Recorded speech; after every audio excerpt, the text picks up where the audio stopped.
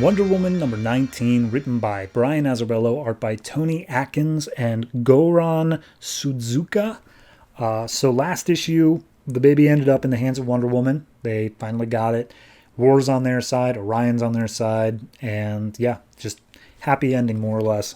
This issue picks up in Olympus with Artemis and Dionysus just hanging out, having some drinks, talking about Apollo, saying how he's still working, whereas Zeus was kind of just like, I'm entitled to everything and it's all mine. Apollo, as head of Olympus, is like, no, I have to work to keep this, and I'm going to keep doing so. So he gets back from work. He gets a drink from Dionysus and basically says, all right, so what's the deal? And Dionysus says all the stuff of, war's with them. They've got a new god and the baby's there, possibly the child of prophecy. So, yeah, a lot of big deals.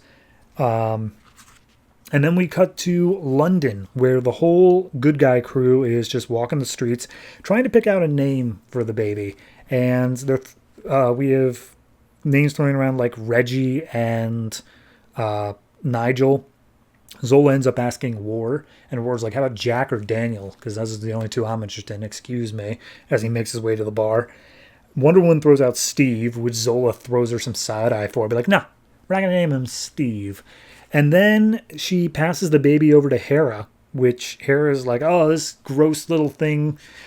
Yeah, I could see Nigel. Nigel works. And then Zola throws out the name Zeke, which Orion steps up and is just like, yeah, Zeke. Zeke's like a strong sounding name. It's like a noise, like it's fast.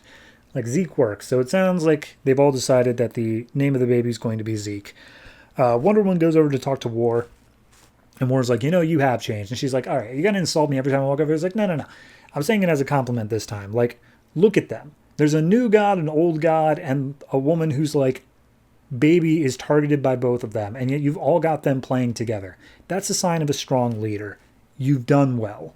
And at that point, I can't believe I forgot his name. But the other brother, the one who's like stone powered or whatever like that, it'll come to me.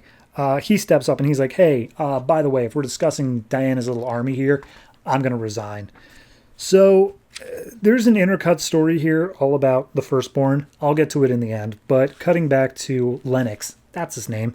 Lennox saying he's resigning. He's like, yeah, no, I'm used to operating alone, and I'm usually the alpha dog, as he looks over to Orion. And Orion's like, fine, whatever, go. Like, you're not going to convince him to stay Wonder Woman. His brain is literally made of stone. Besides, he's your brother. It's creepy. And he's like, what do you mean it's creepy? And I was like, for the less merrier things, as Orion winks at Wonder Woman. And Wonder Woman's, you know what? Orion, you've been laying out some heavy innuendos. So, you know what? I don't have time to waste on you. And she leans in and gives Orion a kiss, and Orion is shocked, but then immediately reciprocates.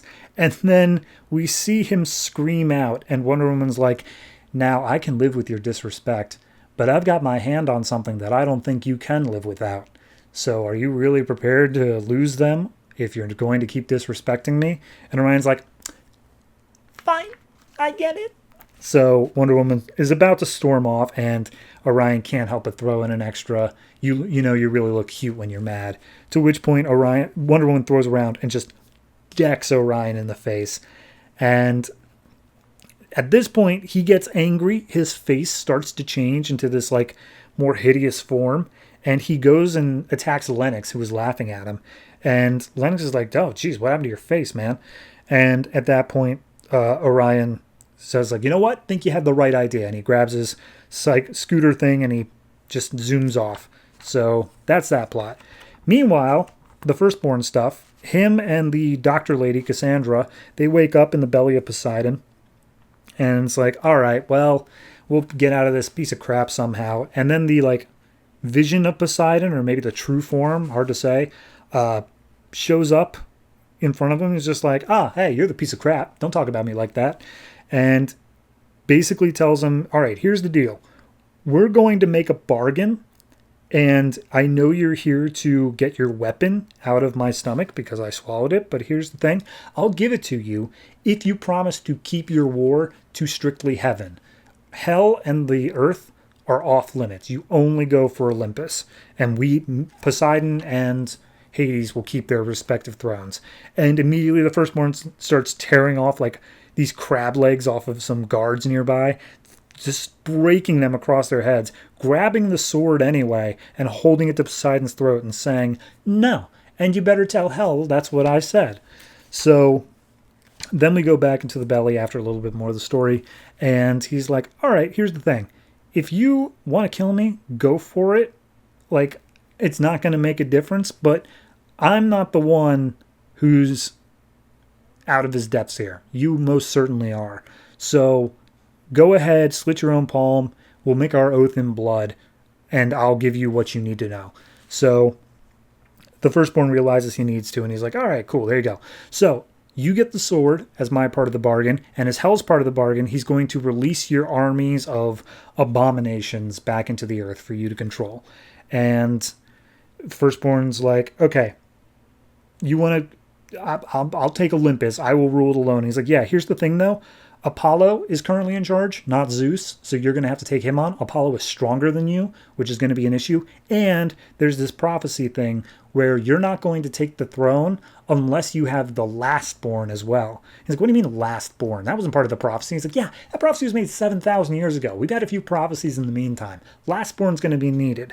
And currently it's in the hands of War and Wonder Woman and a couple other children of Zeus." And he's like, "All right, fine. Tell me where this kid is, and I will no longer have any sort of rival." And Poseidon's like, "There you go. Now you're getting the gist of it." So we get one little page up here of Artemis, Apollo, and them. And they're kind of debating what the prophecy means and whether or not they have the ability to stand up against Wonder Woman. Artemis is pretty sure through her training and whatnot, Wonder Woman's not going to get the upper hand again. But they also don't think that the prophecy may most definitely mean that they're coming for Apollo. It could mean that Artemis is being killed. It could mean any number of things. So at this point, the firstborn's on his way to get Zeke. Hades is talking to Poseidon, and they're basically making a bet as to whether or not firstborn's going to be successful. Hades thinks that Poseidon thinks that Apollo will destroy the firstborn, that there's no way that he's going to be able to stand up to Apollo. Meanwhile, Hades thinks that Wonder Woman is going to be the one that beats him back. And Poseidon's like, "Nah, she doesn't even know the game she's playing yet. And I'm not going to bet against that." And then the final page we see here is Artemis coming to basically abduct the baby again. So yeah, a lot going on in this issue. We're basically redirecting the firstborn to get more directly involved in the plot. Lennox may or may not be out. We see that while Apollo is not directly involved, he is still coming after the baby. It wasn't just a thing of, "Yeah, okay, well, it's not my problem." It's a thing of, no, he is still actively after it. So there's a lot of things. I did get the feeling with the last issue, it was kind of just the end of like the first act or maybe even the second act. This feels like beginning the next one. It feels like, all right, we've got new players on the board. We have new reasons to go after the baby, new people defending him. It's a whole lot of interest going on, and I'm intrigued in it. So overall, I'm going to give this one I'll give it a flat 8.